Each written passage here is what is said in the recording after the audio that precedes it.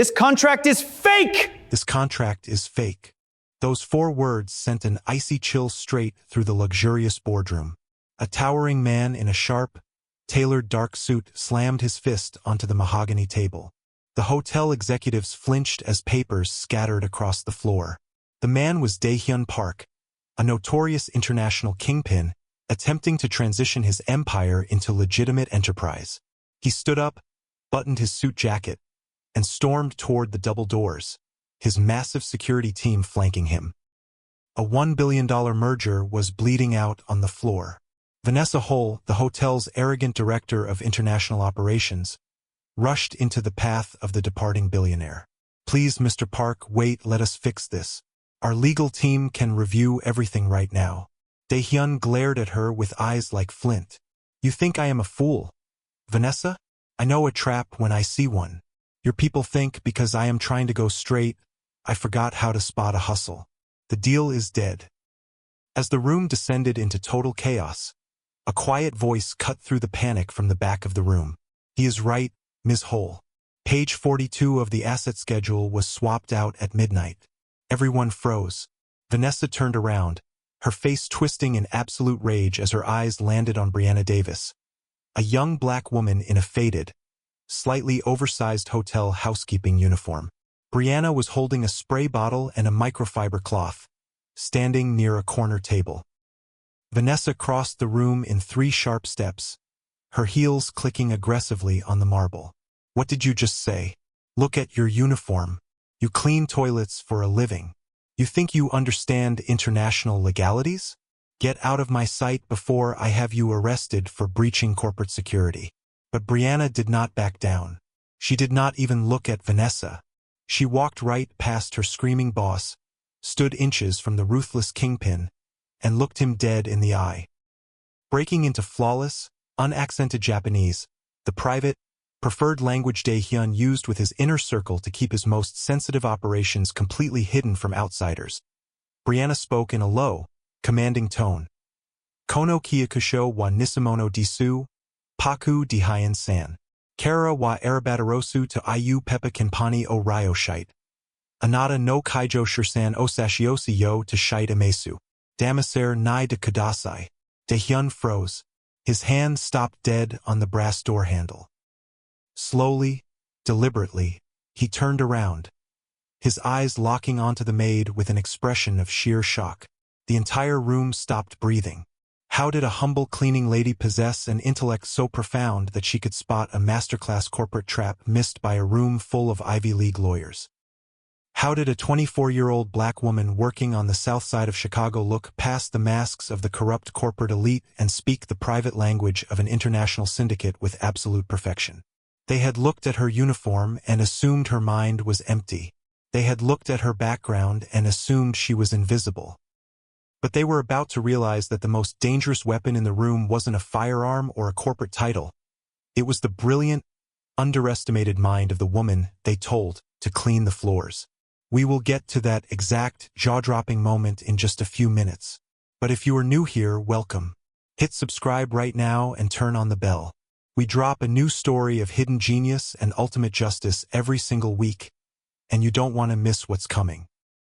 To truly understand how Briana discovered this deadly trap laid by a few greedy, rogue executives, we have to go back exactly 4 hours earlier to 11:40 in the morning, when the shadow play first began. Briana was behind the grand ballroom, restocking a heavy linen cart in the narrow service corridor. She was folding fresh towels and stacking pillowcases, a routine she had done for 3 long years. Through a propped-open fire door, she heard hushed, tense voices. A group of the hotel's rogue executives had just arrived for a preliminary walkthrough before the big afternoon meeting. A young lawyer in a gray suit stood between 2 senior vice presidents, whispering frantically, "Are you sure the old man won't notice? If Park's auditors catch the adjustment on page 42, we are completely ruined." The senior vice president chuckled, a low, greasy sound. "Park is a street thug trying to buy respectability.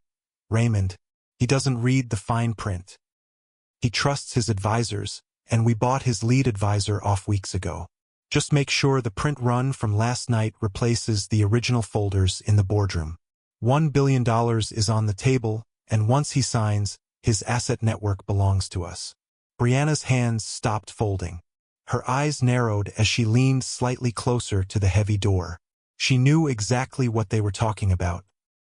Not because she had a fancy degree, and not because she belonged in their world, but because she possessed a secret life nobody in this building knew existed. On her left wrist, she wore a heavy, scratched stainless steel watch.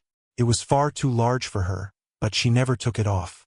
Her grandfather, Marcus Davis, had given it to her before he passed away. Marcus had been an undercover police detective who spent 30 years dismantling organized crime syndicates. He had raised Briana alone in a neighborhood where the streetlights flickered and the corner store had bulletproof glass.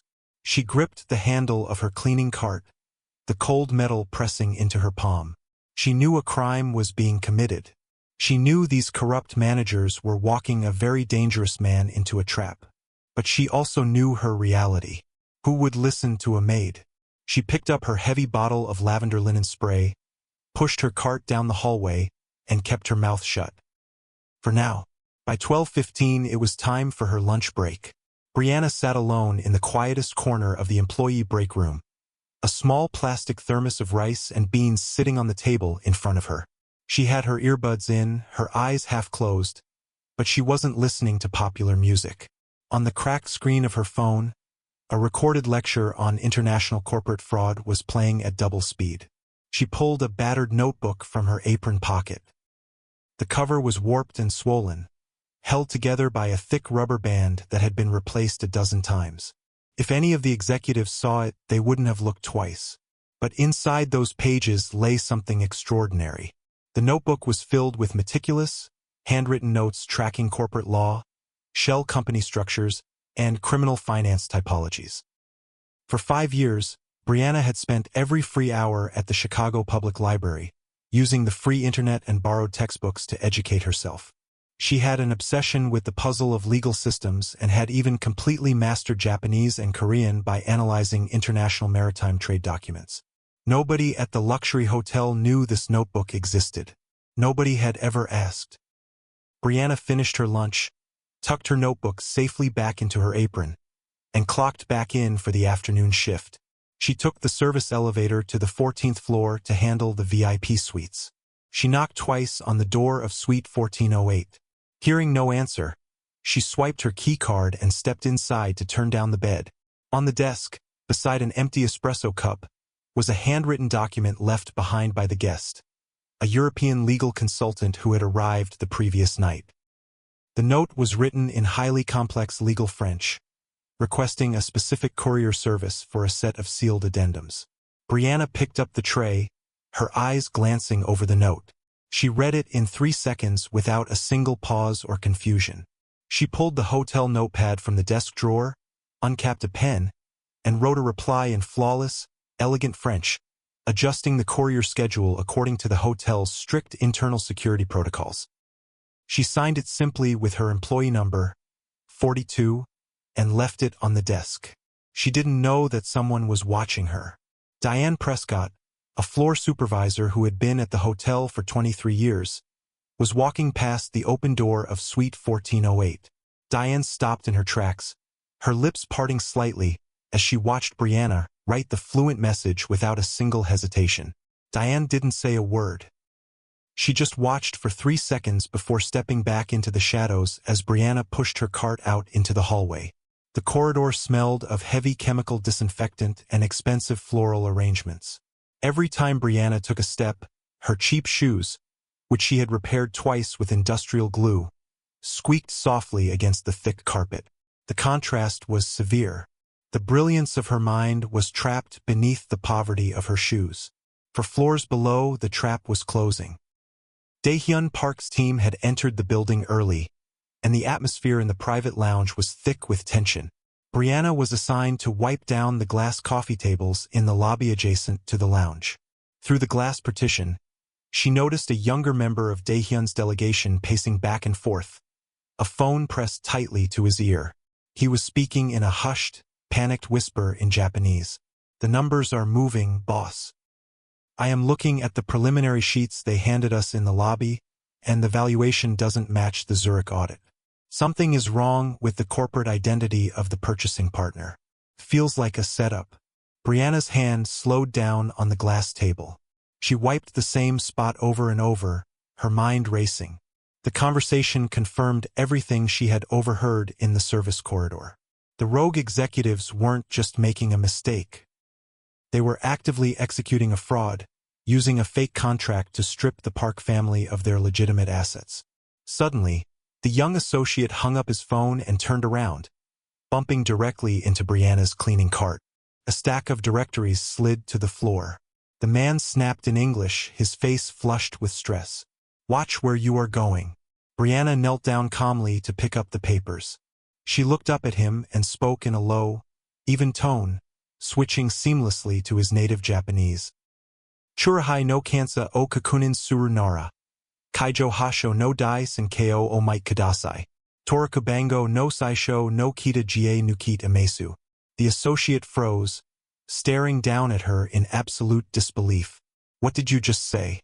Briana stood up, tucked her cloth into her apron, and grabbed the handle of her cart. "I said, check the registration number. It is a shell." Before the man could respond, Vanessa Hole stepped out from the executive elevator. She had seen the entire interaction from across the lobby. Vanessa marched over, her eyes flashing with anger. "Briana, step away from the guest immediately." Vanessa turned to the associate, her face instantly melting into a rehearsed, professional smile. "I am so sorry, sir. Our housekeeping staff should not be bothering you. Please allow me to escort you to the boardroom." The associate hesitated, looking back at Briana, then at Vanessa. "No, it is fine. She was just cleaning." He turned and walked toward the elevators, pulling his phone out once again to make a rapid call. The moment he was out of earshot, Vanessa's smile vanished.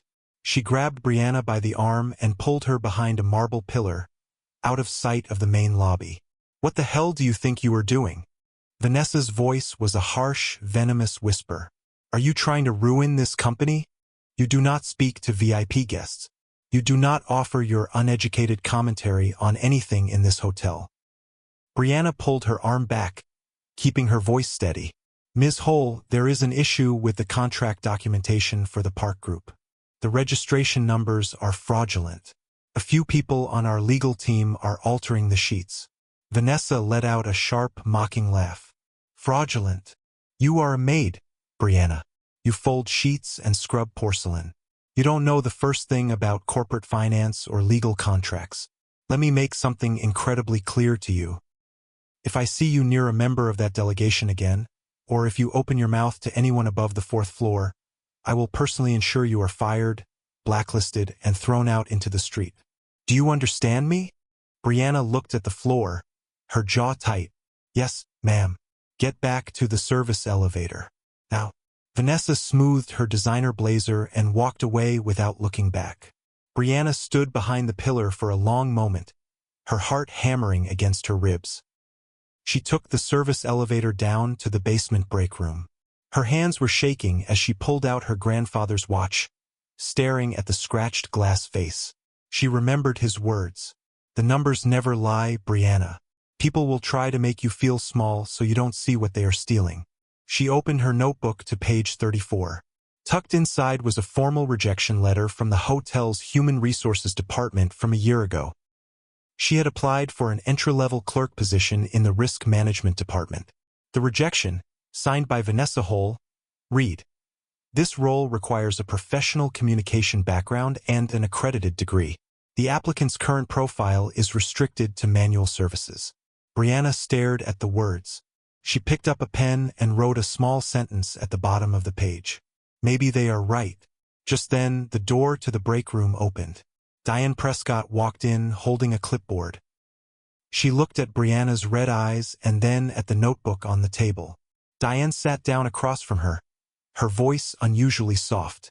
The guest in suite 1408 called the front desk before he left for his meetings. He wanted to know who wrote the security and courier adjustments on his notepad. He said it saved him a massive logistical headache. Briana kept her eyes on the table. "I just saw an error, Diane. I didn't mean to cross any lines." Diane reached over and gently tapped the open notebook, pointing at the complex diagrams of corporate structures. I saw you reading in French earlier, Briana, and I am looking at this notebook right now. You didn't just learn this overnight. How long have you been studying this? 5 years, Briana whispered.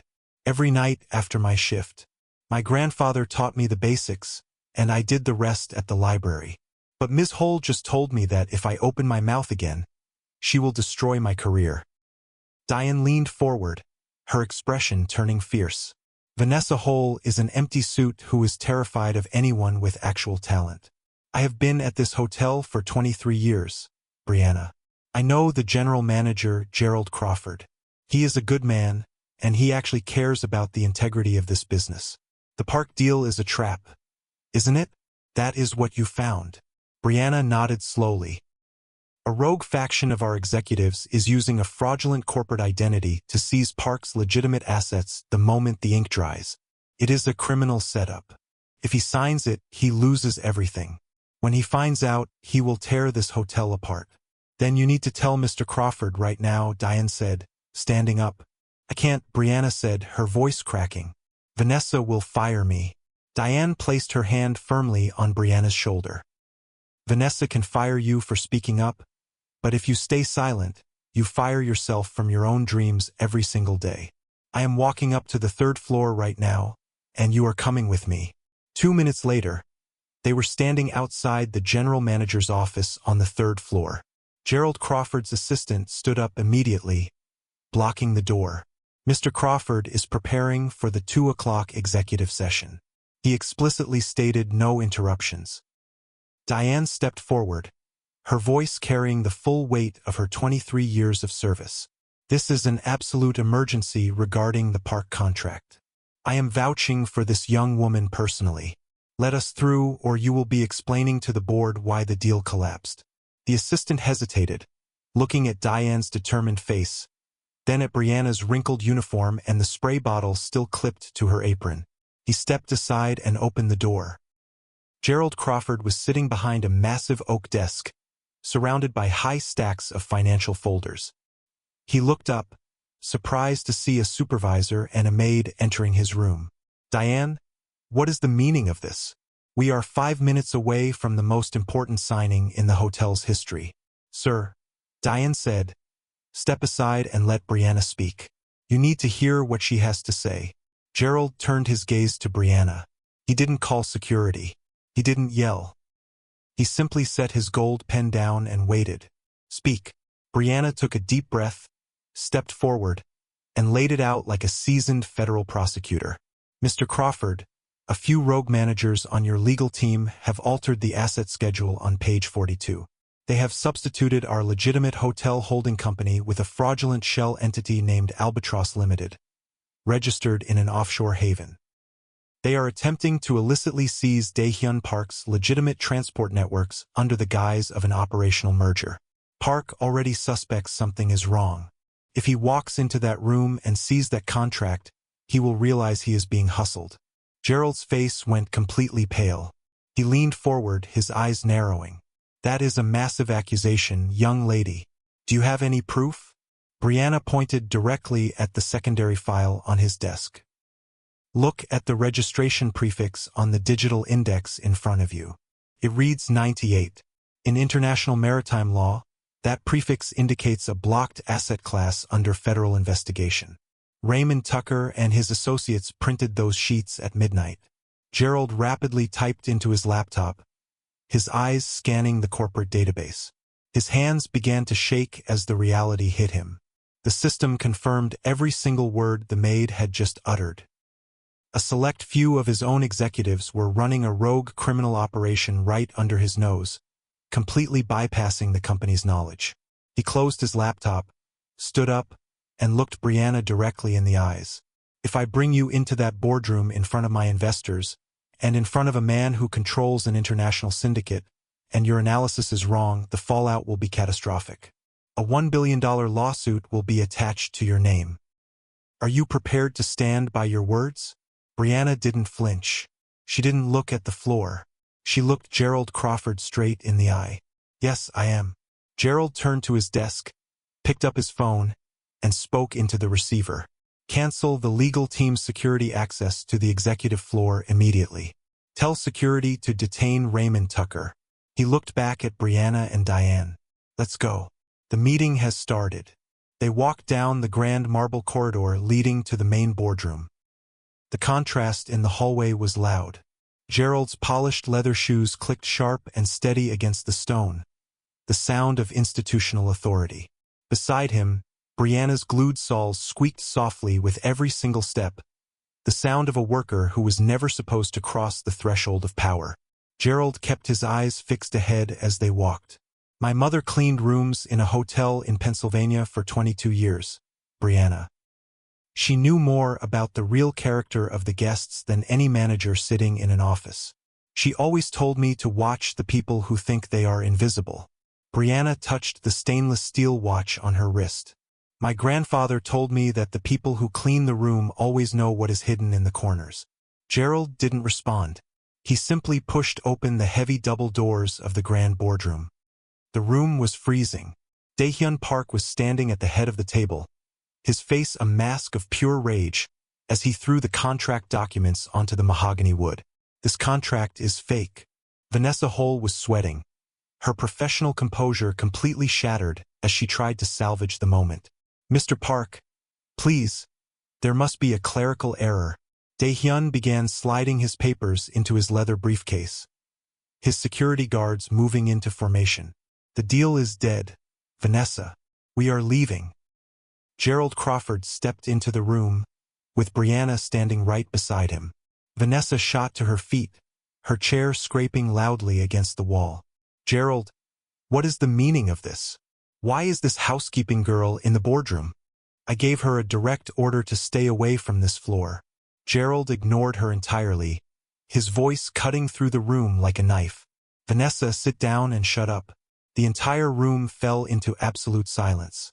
Nobody came to Vanessa's defense. She sank back into her chair, her face turning white. Daehyun Park turned his terrifying gaze toward Gerald. You brought a cleaning lady to a billion-dollar negotiation. Crawford, is this some kind of joke? Gerald looked at Briana and gave her a single nod. It is your room, Briana. Explain it to him. Briana stepped forward, completely ignoring the executives who were staring at her with contempt. She looked directly at Daehyun Park, resuming the flawless Japanese that had shocked him moments ago. Mr. Park, the contract in front of you is indeed fraudulent, but it is not a mistake by the hotel corporation itself. It is an internal hustle run by a rogue group of managers. Look at Clause 12 on page 42.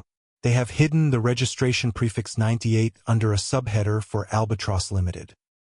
They are trying to freeze your legitimate European transport assets the moment you sign this merger. Daehyun's hand stopped inside his briefcase. He slowly pulled his hand out, his eyes locking onto Briana. Go on. They thought you wouldn't check the maritime database because you were moving too fast to close the deal. They wanted you to believe the company was acting in bad faith so you would walk away, leaving your preliminary deposit trapped in their offshore escrow. The corporation itself is not rejecting you, sir. You are being robbed by a select few people in this room. Daehyun turned his head slowly toward his lead advisor, who was sitting in the corner, trembling. Daehyun spoke in a dangerously low whisper. Is this true, Minho? The advisor couldn't even look him in the eye. He slid down into his chair, completely silent.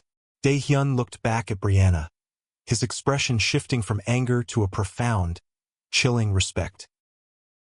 He looked at her faded uniform, the spray bottle on her hip, and then at her fearless eyes.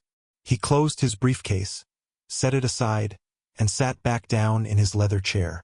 He pointed a finger at the empty seat directly across from him. Sit down, young lady. Briana pulled back the heavy leather chair, her cheap shoes squeaking against the carpet, and she sat down at the table.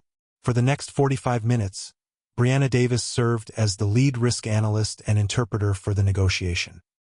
She opened her battered notebook, laying out the exact legal frameworks and cross-referencing the database numbers from memory. She stripped away the fraudulent clauses, rewrote the asset schedules in perfect legal terminology, and restructured the deal so that both parties were fully protected. The conversation flowed flawlessly. The executives watched in utter disbelief as a hotel maid dismantled a multi-million-dollar financial fraud using nothing but her mind and a library education. When the revised agreement was finally printed and verified by Daehyun's personal security team, the Mafia boss stood up. He walked around the long mahogany table, stopped right in front of Briana, and extended his hand. "I don't trust corporate brands, and I certainly don't trust titles," Daehyun said, his voice firm. "I trust individuals who have the courage to tell the truth when everyone else is wearing a mask. The deal goes forward, Crawford, but under one absolute condition." Gerald Crawford stood up. "Name it." "This young woman is the sole director of compliance for the transition," Daehyun stated, looking down at Briana. "Every document, every dollar, and every asset transfer must pass through her hands. No exceptions." Gerald smiled, a look of immense pride in his eyes. "Agreed." 2 weeks later, the corporate landscape of the hotel had completely changed. Vanessa Hull was no longer the director of international operations. There had been no dramatic shouting match, no scene in the lobby.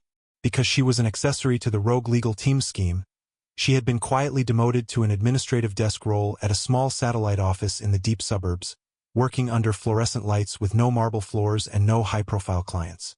Every single day during her final week at the main hotel, Vanessa had to walk past a newly renovated office on the executive floor to get to the parking garage. Mounted on the mahogany door at eye level was a bright brass nameplate that read, "Briana Davis, Chief Compliance Officer." On her very last day, Vanessa was carrying a cardboard box filled with her personal belongings down the corridor. Briana stepped out of her office, looking sharp and professional in a tailored charcoal suit. They stopped face to face in the empty hallway. Briana looked at her former boss, her voice calm and devoid of any bitterness. "I wish you the best in your new role, Ms. Hull." Vanessa couldn't bring herself to speak. She adjusted the heavy box in her arms, turned on her heel and walked away, her heels clicking faster and faster down the marble until the sound completely vanished into the distance.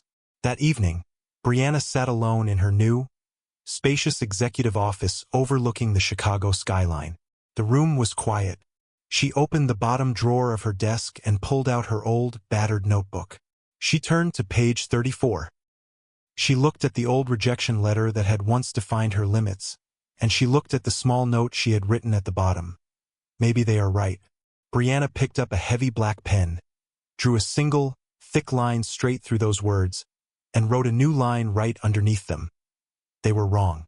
She took the page out of the notebook, placed it inside a simple black frame, and hung it on the wall directly beside her brass nameplate. She didn't keep it out of anger or spite. She kept it as a permanent reminder that the greatest danger in life is not being underestimated by others, but starting to believe those who underestimate you. 6 months later, Briana Davis completed her advanced certification in international corporate law, with the entire tuition paid in full by the hotel group. She didn't stay a corporate employee for long, because her mind belonged to a much bigger world.